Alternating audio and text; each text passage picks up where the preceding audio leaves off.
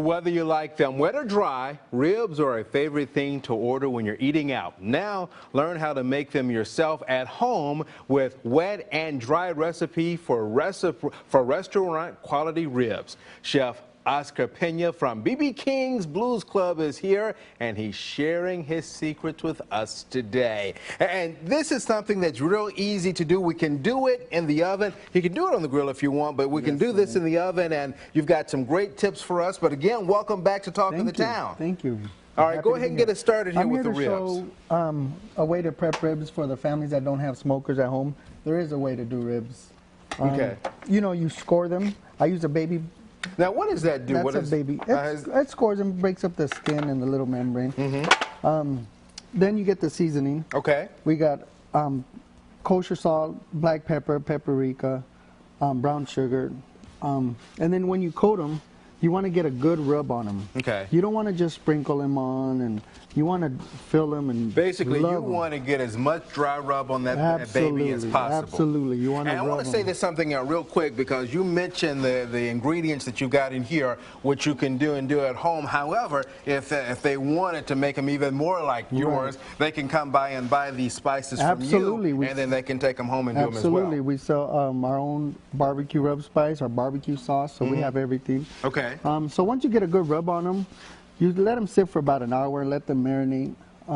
You're going to put them in a pan. And you know, I think that's something that people don't often think about a lot. We think about marinating them if it's in a wet deal or a wet rub, but if it's a dry rub, it's still important to let them kind of sit and marinate in that dry rub. You get all that dry rub in. Okay. Usually let it sit about an hour. Then you're going to put them in a pan.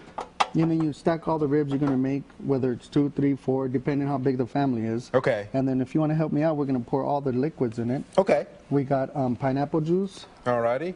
So I got pineapple juice first. Sir. Okay.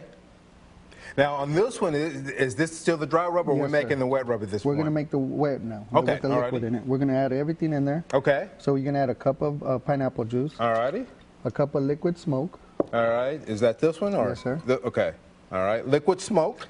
You're going to add a cup of Worcestershire. All right. That's this one right here. You're going to add a cup of the apple juice. All right. Apple juice. Oh, okay. And then you're going to add a cup of water in there. Okay. And then as soon as all this is done, you're going to get saran wrap. You're going to saran wrap it and foil it. Put foil at the same time. You're going to put it in the oven for 3 hours at 350 degrees. And once they're done, at 3 hours, you'll feel the bone. You can move the bone. It'll be tender, fall off the bone. All right. But the key thing there is we're in 300 degrees, 3 hours. So we're trying to do a nice slow braise, right. And it's really good. You know, for families that don't have smokers, we can do it nice and fresh at home, and it's great. Okay. Great taste. All right, cool. So then it comes out of the oven and we're good to go. So this is the dry rub. If you can just do the dry rub yourself, but if you want to do the wet rub, then you can do this as well. Absolutely. All right, what's going on down in the restaurant these days? They can come on down and have lunch with y'all these days. Absolutely. We got lunch going on every day at 11 o'clock in the morning. We got special events. We do parties. We do bachelorette parties. We do weddings. We do off-site catering. Please feel free to call Kelly and Amanda. Okay. We book all sorts of events. All right, well, good. We'll go check them out. They're down in the district, in a historic part of town, and maybe after hours one day he'll share stories when he was the personal trainer to Mike Tyson. I can't get anything out of him right now on that, but maybe he'll share with you. This is recipe number 5204, online right now in the Talk of the Town recipe section at newschannel5.com. Chef Oscar, thank you very much for being back with us in the kitchen today. Thank you so much.